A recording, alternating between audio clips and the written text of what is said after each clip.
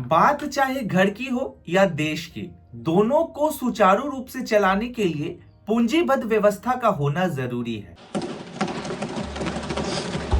The government under the leadership of Prime Minister Modi believes in सबका साथ, सबका विकास, सबका विश्वास and सबका प्रयास। और इसी पूंजीबद्ध व्यवस्था को हम बजट के नाम से जानते हैं। बजट एक ऐसा शब्द जो कि फ्रांस से आया है और इसका सिंपल सा मतलब होता है एक लेदर का बैग। जैसा कि आपको याद होगा कि हमारे देश में जब पहले के समय में बजट पेश होता था तो हर फाइनेंस मिनिस्टर के पास एक लेदर बैग होता था, तो उसी टर्म को हम बजट बोलते थे। लेकिन हमारे संविधान में बजट का कोई चर्चा ही नहीं है।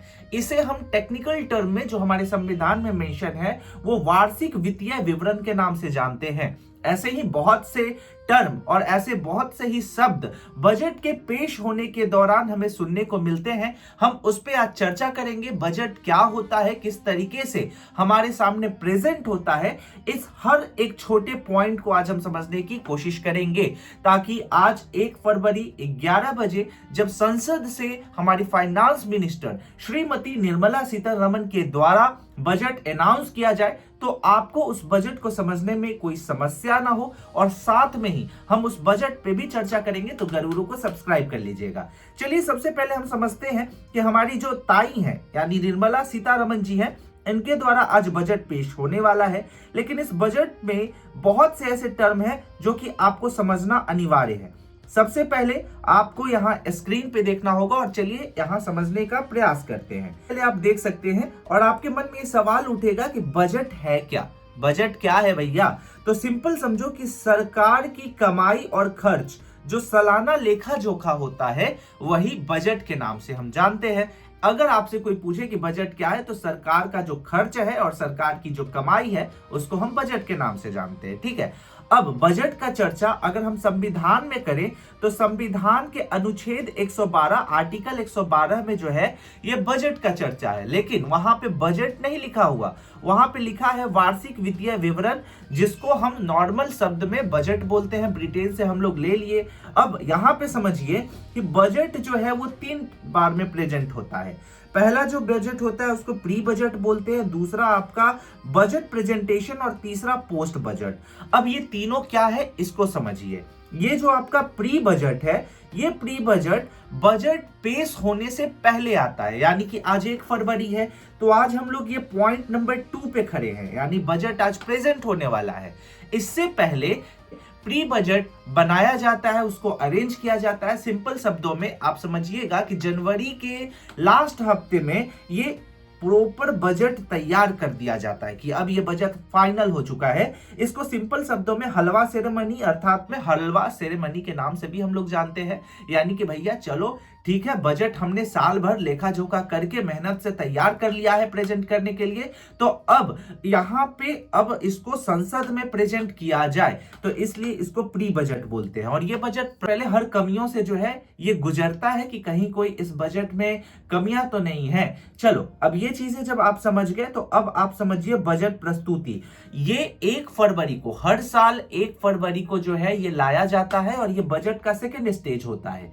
अब ये निर्मला सीतारमण के द्वारा यानी कि आज 1 फरवरी को 11 बजे संसद में इसके बारे में बताया जाएगा। करीबन 2 घंटे का भाषण होता है। अब इस 2 घंटे के भाषण में निर्मला सीतारमण बताएंगी कि भैया साल भर में सरकार ने कितना आमदनी किया है, यानी सरकार ने कितनी कमाई की है, कमाई करने का सोर्स क्या रहा है, आम जनता से टैक्स कितना लिया गया है, रेलवे से कितनी कमाई हुई है।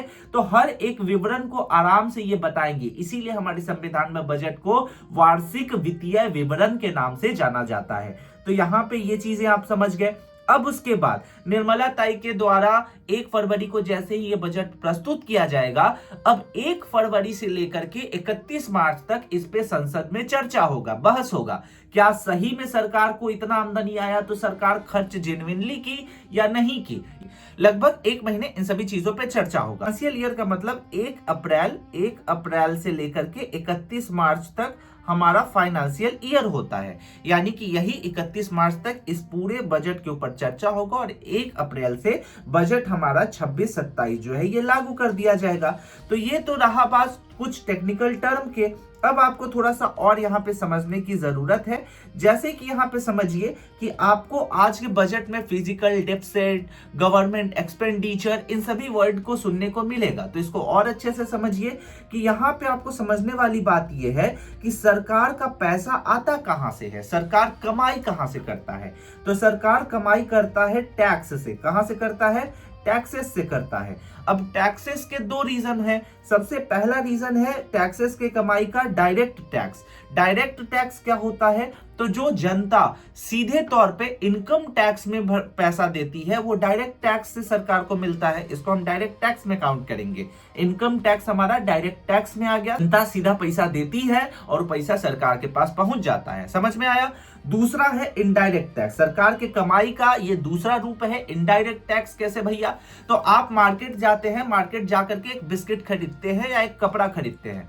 कपड़ा के ऊपर आप जीएसटी देते हैं। तो जीएसटी क्या है? तो जीएसटी इनडायरेक्ट टैक्स हो गया। ठीक है, अब ये इनडायरेक्ट टैक्स कैसे हुआ? तो आप बिस्किट खरीदे, बिस्किट का टैक्स आपने दिया, वो टैक्स इनडायरेक्टली बिस्किट बनाने वाले जो प्रोड्यूसर्स हैं उस तक पहुंचा और वो प्रोड्यूसर्स फिर गवर्नमेंट को देता है। तो इनडायरेक्टली मूव करके ऊपर जाता है, इसलिए इसको इनडायरेक्टली टैक्स बोलते हैं। ठीक है, तो अब आपको समझ में आ गया कि सरकार को पैसा कहां से आया। दो सोर्सेज से आया, एक आया डायरेक्ट, दूसरा इनडायरेक्ट टैक्स से आया। इस पूरे भाषण में निर्मला ताई के द्वारा बोला जाएगा कि हमारे गवर्नमेंट का एक्सपेंडिचर क्या हुआ है।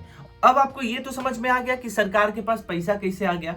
अब आपको यह समझना होगा कि सरकार पैसा जब आया सरकार के पास, तो सरकार पैसा भेजती कहां है। तो सरकार दो जगह पैसा भेजती है। पहला जो भेजती है वो रेवेन्यू एक्सपेंडिचर में भेजती है, दूसरा जो भेजती है वो कैपिटल एक्सपेंडिचर में भेजती है। अब इन दोनों चीजों को अच्छे से समझिएगा। रेवेन्यू यानी कि राजस्व में जो खर्चा होता है उसको रेवेन्यू एक्सपेंडिचर बोलते हैं, और कैपिटल यानी कि पूंजीगत खर्च जो होता है उसको कैपिटल एक्सपेंडिचर कहते हैं। दोनों को उदाहरण के साथ मैं समझाता हूं। जैसे कि यहां पे आप देख सकते हैं कि राजस्व खर्च यानी कि रेवेन्यू एक्सपेंडिचर में क्या क्या आता है। अगर सरकार अपने एम्प्लॉय को सैलरी दे रही है तो वो रेवेन्यू एक्सपेंडिचर में आएगा।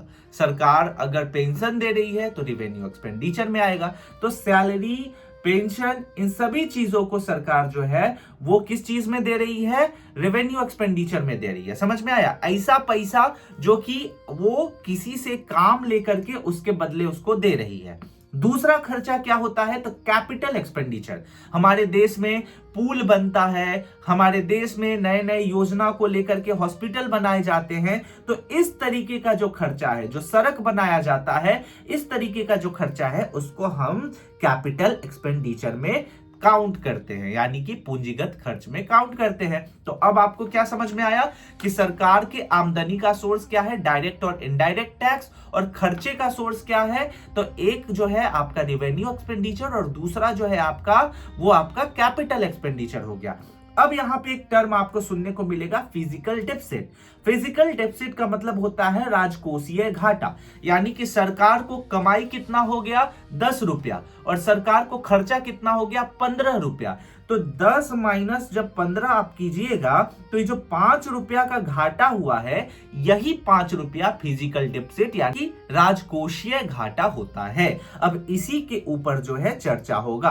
अब आप जो है बजट के बारे में समझने के लिए तैयार हैं, एक एक टर्म समझने के लिए तैयार हैं, लगभग आप जो है इस पूरे मैटर को समझने के लिए तैयार हैं। निर्मला ताई को सबसे पहले 11 बजे बजट पेश करने दीजिए, उसके बाद हम प्रॉपर बजट को जो है ना वो समझेंगे, एक एक पॉइंट समझेंगे। इनकम टैक्स में क्या चेंजेस होता है, टैक्स स्लैब में क्या परिवर्तन किए गए हैं। तो उसके लिए आपको हमारे चैनल को सब्सक्राइब करना होगा, क्योंकि हम भी बहुत बेसब्री से इंतजार कर रहे हैं 11 बजने का, ताकि निर्मला ताई जी बजट का इस पिटारा को खोले। और याद रखिएगा कि ये बजट आप जरूर देखिए, जरूर जानिए, जरूर समझिए, क्योंकि ये आपके हक का पैसा है, ये आपके देश का पैसा है। जय हिंद। आशा करता हूं कि ये सूचना आप सभी के लिए बहुत ज्यादा इंफॉर्मेटिव होगी। हमारे चैनल को सब्सक्राइब कीजिएगा। मिलते हैं अगले वीडियो में बजट के फुल इंफॉर्मेशन के साथ। साथ में हम लोग बजट चर्चा करेंगे। तब तक के लिए स्टे सेफ, टेक केयर, जय हिंद।